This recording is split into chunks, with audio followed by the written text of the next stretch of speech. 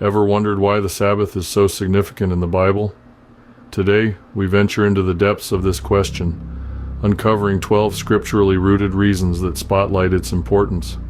We'll navigate through the creation week, the commandments, the covenant and sign, and more, all guiding us towards a profound comprehension of this sacred day.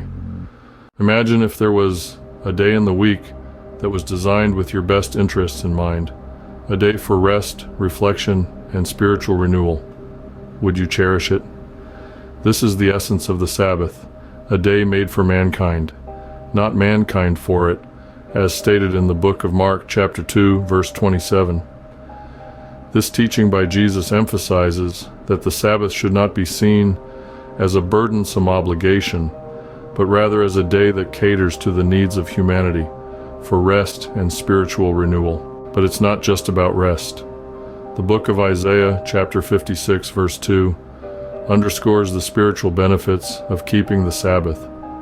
It promises blessings to those who refrain from polluting it and from doing any evil. In the same book, chapter 58, verses 13 and 14, we are encouraged to view the Sabbath as a delight and to honor it.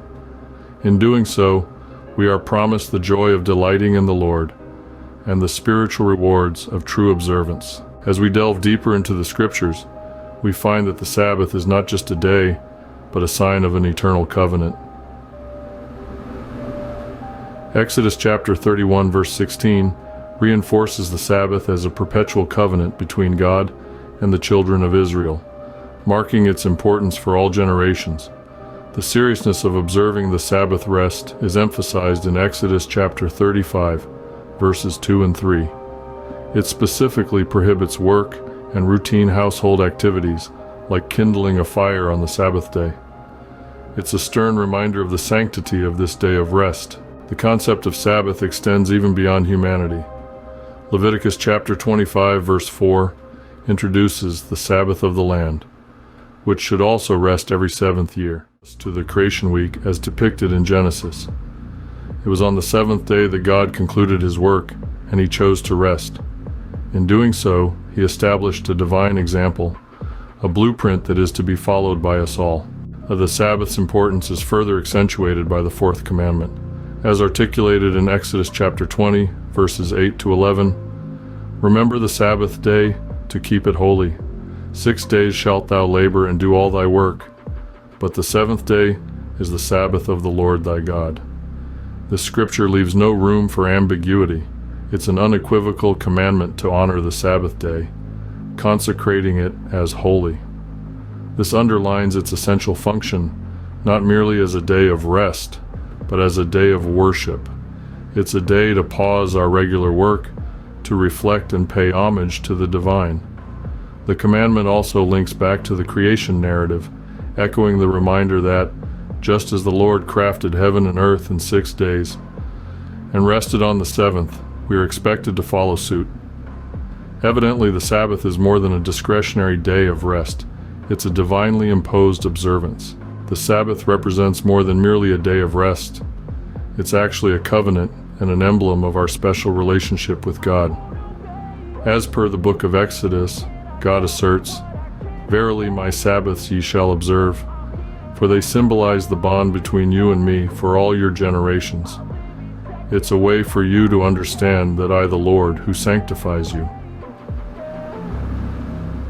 This biblical passage underscores the significance of the Sabbath. It's not just a break from work or an opportunity for extra sleep. It indeed stands as a holy emblem of the covenant, the mutual agreement God and his followers.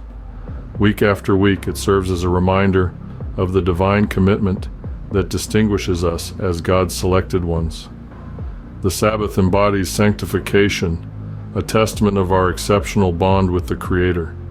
Hence, abiding by the Sabbath is a testament of our unique bond with God. The Sabbath stands as a vivid memento of God's deliverance from the captivity of Egypt. It highlights both his power and mercy. In the book of Deuteronomy, the Sabbath is described as a day ordained by the Lord himself. The commandment is accompanied by an evocative reminder of our past as servants in Egypt and the Lord's divine intervention that led us to freedom with his mighty hand and outstretched arm. This reflection on deliverance is not merely a retelling of past events.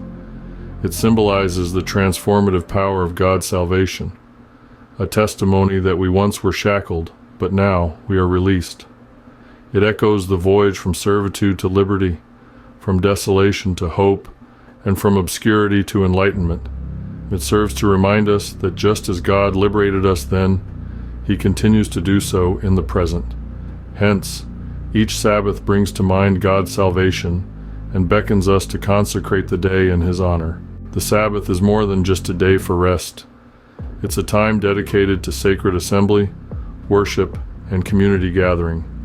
As mentioned in the book of Leviticus, chapter 23, verse 3, 6 days shall work be done, but the seventh day is the Sabbath of rest and holy convocation. Ye shall do no work therein. It is the Sabbath of the Lord in all your dwellings. This holy convocation refers to the congregation coming together in worship, emphasizing the Sabbath's communal and sacred nature. It's not merely about individual rest or abstaining from work. The Sabbath encapsulates a collective pause, a shared reverence, a communal acknowledgement of something transcending ourselves. Hence, the Sabbath is not just a day of rest, but it's also a day for worship and community. Jesus himself showed us that the Sabbath is a day for doing good. In the book of Matthew, he is questioned about the legitimacy of curing on this holy day. A man with a withered hand stands before him, and those watching seek to accuse Jesus, asking if it's permissible to cure on the Sabbath. In response, Jesus poses a thought-provoking question. If one of their sheep fell into a pit on the Sabbath, wouldn't they lift it out? Then, he draws a conclusion. How much more valuable is a man than a sheep? With this, he defends that it is absolutely acceptable to do good on the Sabbath days. This imparts to us a significant lesson about the Sabbath. It's not merely a day for rest or for worship, but also a day for demonstrating kindness and compassion. So Jesus himself instructs us that the Sabbath is not solely about rest and worship, but also about benevolence and love. So, we've uncovered that the Sabbath is not just a day of rest. It's deeply rooted in the creation story, marked in the commandments, and serves as a sign of the covenant and a reminder of deliverance. The Sabbath is a day of worship, of love, and a time for sacred assembly. It's meant for healing and spreading kindness. So next time you observe the remember, it's more than just a day of rest. It's a day filled with worship, love.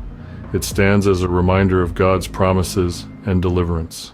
This illustrates a broader principle of rest and renewal that applies to all of God's creation. In conclusion, these scriptures provide a comprehensive understanding of the Sabbath's significance, its observance, and the values it embodies according to the teachings of the Bible. So, as you go about your week, remember the Sabbath, cherish it, honor it, and experience the blessings that come with it. For more insights and teachings, visit awakeningrighteousness.com. Stay blessed, awaken the righteous version of yourself, and save souls.